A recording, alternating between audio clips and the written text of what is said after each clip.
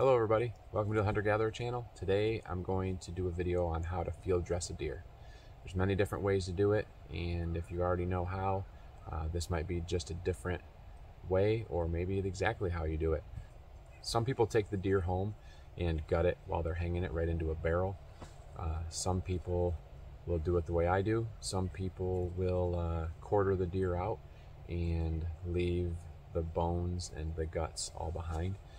Maybe you're a first generation deer hunter and you finally got your first harvest and you're like, oh crap, now what?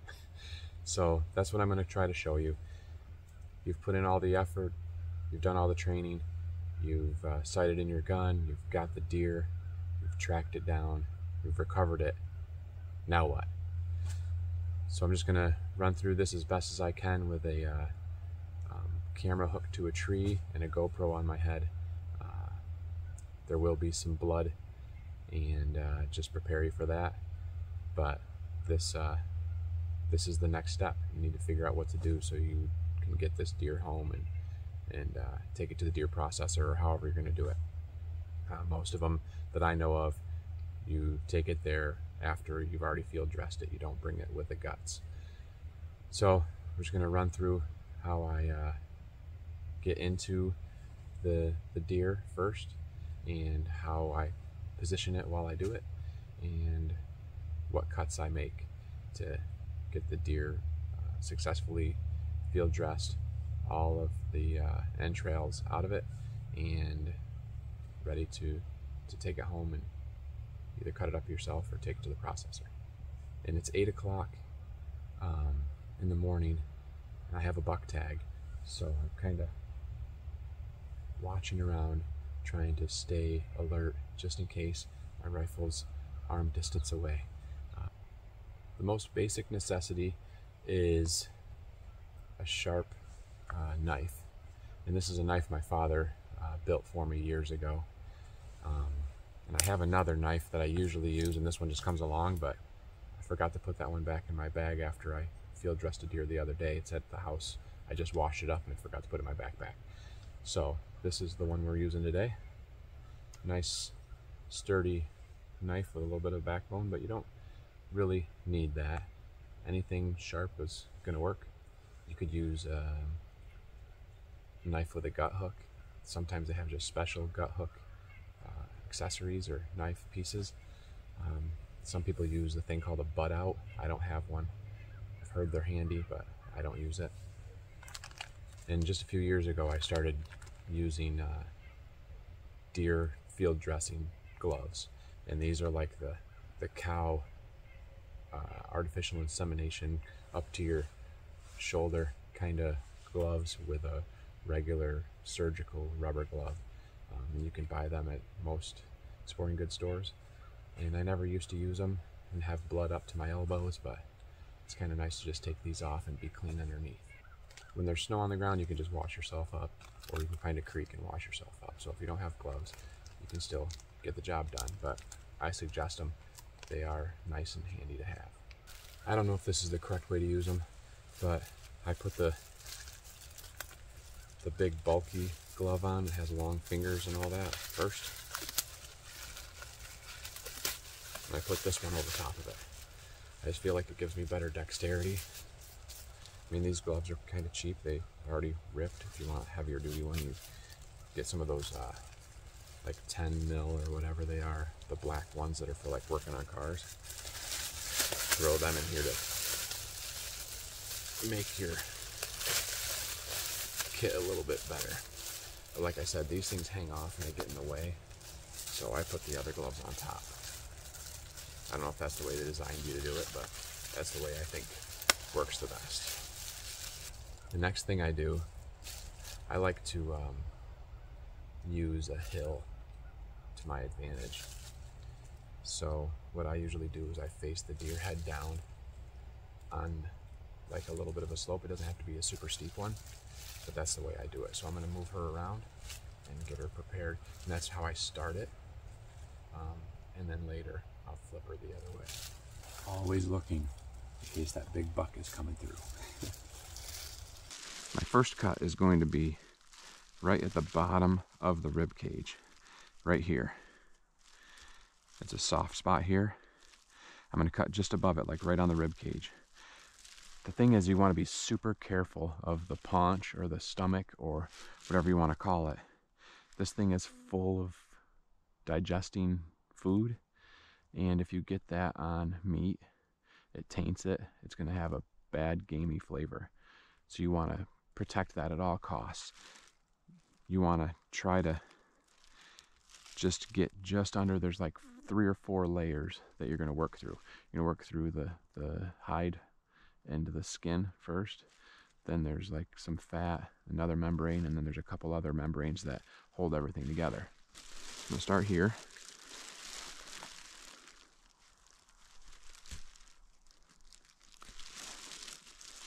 And I'm just going to get me a hole through the hide. And she's a healthy girl. Then I'm going to hold the knife the other way, and I'm going to kind of get back here to where I can just get my finger in between the hide. And I'm going to hold my fingers like a peace sign. I'm going to put the knife right between, and I'm going to slowly work back towards myself.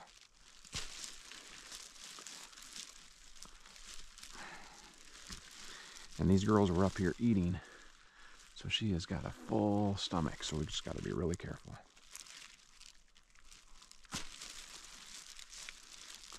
And I'm trying right now just to work just the hide. And if you have a gut hook, sometimes this will help. It'll help with this process, but not all the time. I've already gouged my glove here.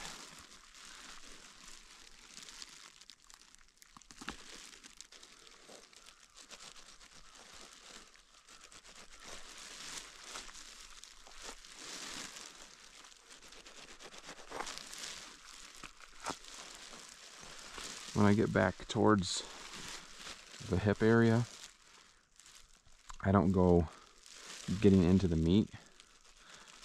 I just kind of try to stay right on the hide and just take it right towards the rectum, the butthole, whatever you want to call it. All right, so that's the first main layer. And now I'm going to get in, and you can see it's pretty full, and the gases are kind of starting to build a little bit. I'm going to get through the meat there, and now I'm all the way in to the stomach area. Then I'm going to do the same thing all the way down.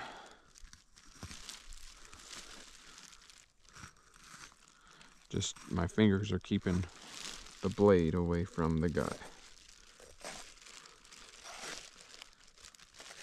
There. See, this is the part you do not want to pop.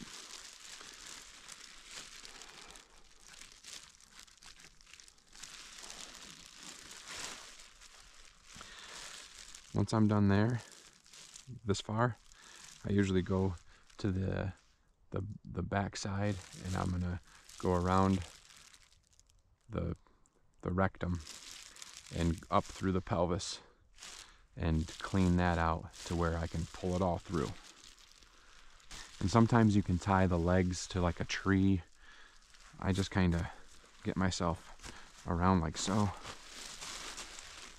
And this is where that butt out tool works to help.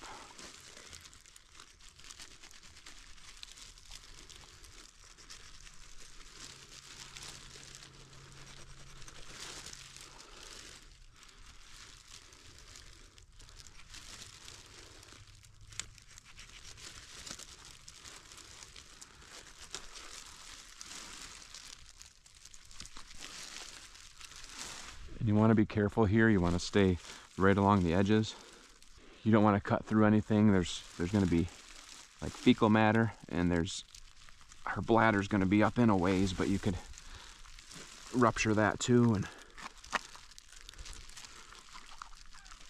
so you get it where it's pretty loose, and then I come back to the other side and start to work at pulling everything out.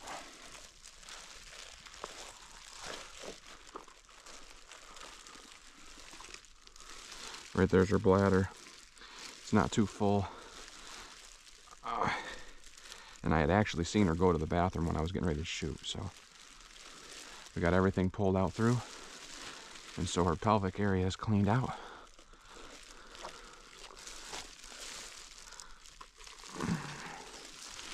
She's got a lot of fat on her. That's good. She would have had a nice healthy winter.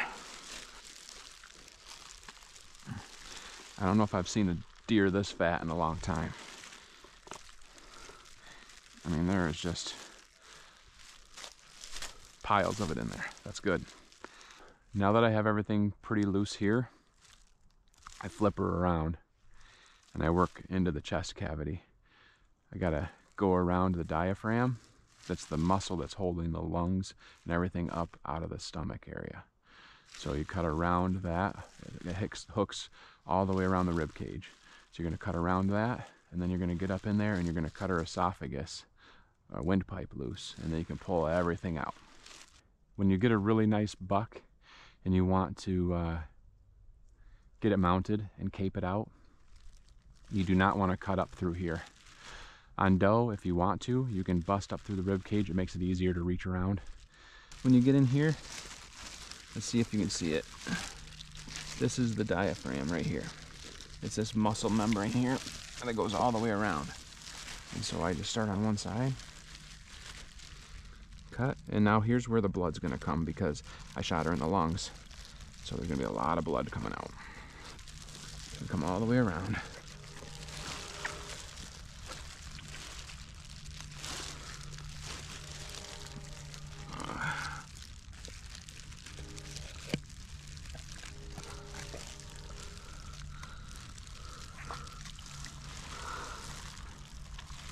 And then I'm gonna reach way up in, past the lungs and heart.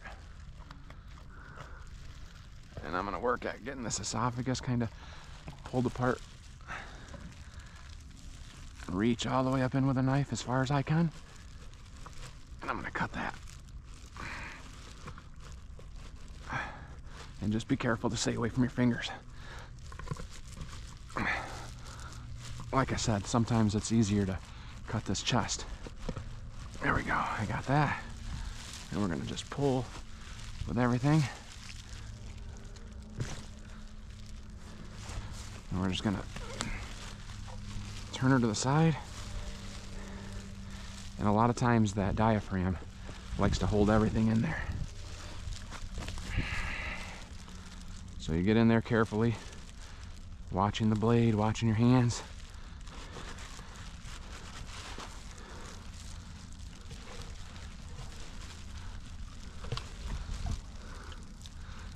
And disconnect all that.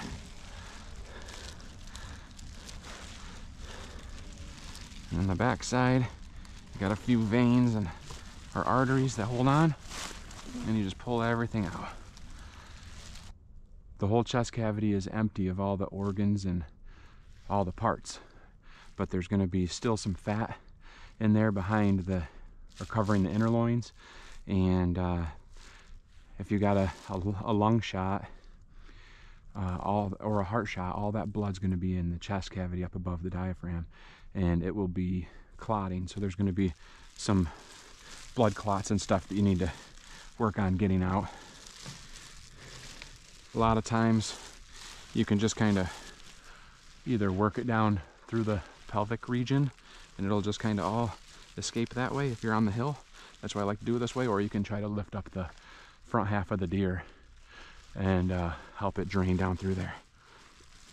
After I've finished in the chest cavity and got all the other things done that I need to, now's the time you can go through and harvest some of the organs if you want to. You can get the liver, you can get the heart, kidneys.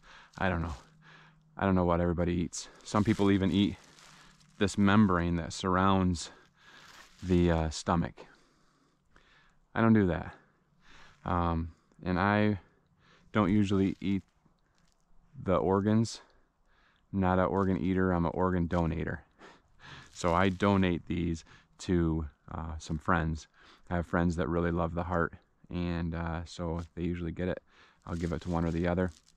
sometimes if one of them helps me drag it, they'll be the one that gets the heart for the rest of the year. And I don't know, this might be a little gross, but this is the heart here. And as you can see, I shot it in pieces. And if I was going to donate the heart, I would just take my glove, if they weren't torn holes in them, and I would cut that off, kind of get the blood out of it, and then I'd just wrap the glove right around it, and then I'd put it inside the big green glove and take it with me.